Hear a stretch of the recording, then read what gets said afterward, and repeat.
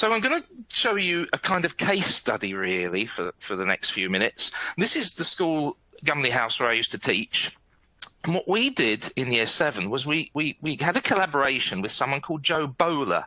I'm not sure if anyone knows Jo Bowler, but she was very big in kind of independent learning. And she did a lot of work in the States, but then she started working at, well, she was working at, I think it was Brighton University. I hope I didn't get that wrong. Certainly down on the south coast. And she came to Gumley and had a chat with me. And what we did was we looked at the year 7 curriculum. And we rewrote it in projects to get that kind of primary school enthusiasm going. And so we wrote these projects. The only one, we wrote them for about a year before we started using them. The only one we kind of nicked was one from Kangaroo Maths, which was the Maths Magic one.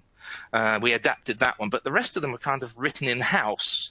So I'm just going to explain that these are saved in the Google Drive if you're interested.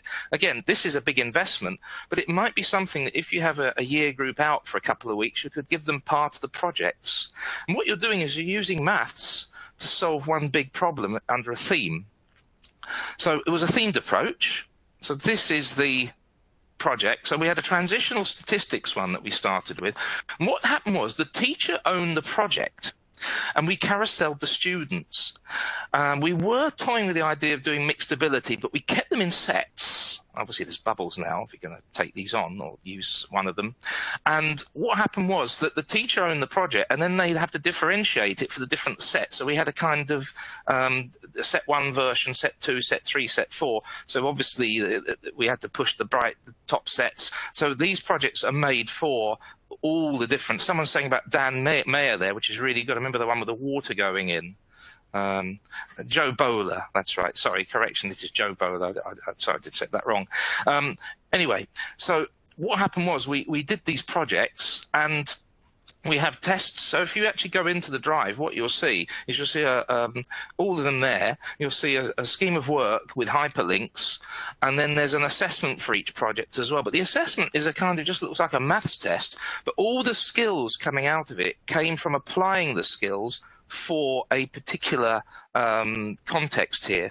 So let me just show you what a student produced. This student, one of the projects was called Life in 3D, and we gave them multi-link cubes, and we started them with 3 cubes, and then 4 cubes and 5 cubes, and they had to build different types of flats and accommodation, and they had to do an estate agent brochure for it, and they had to do the front, because a lot of estate agents pricing is based on the number of square meters of floor space, and that was just an example of one. And then you've got your 3D work coming in there and some money work. So this is just an example. The Maths Magic one had like magic tricks, but the maths behind them used algebra, things like double brackets. So the top set were able to actually complete the square and do double brackets to find out how the project worked.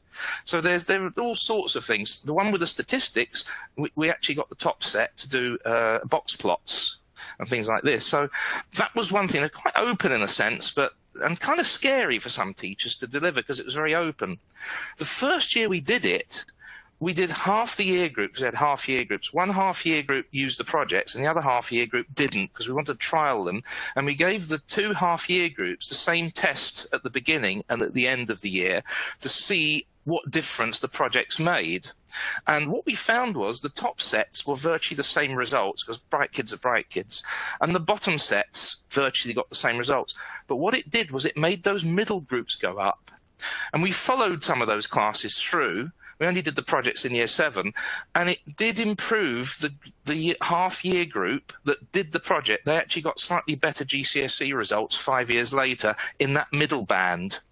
So it was kind of effective in that way.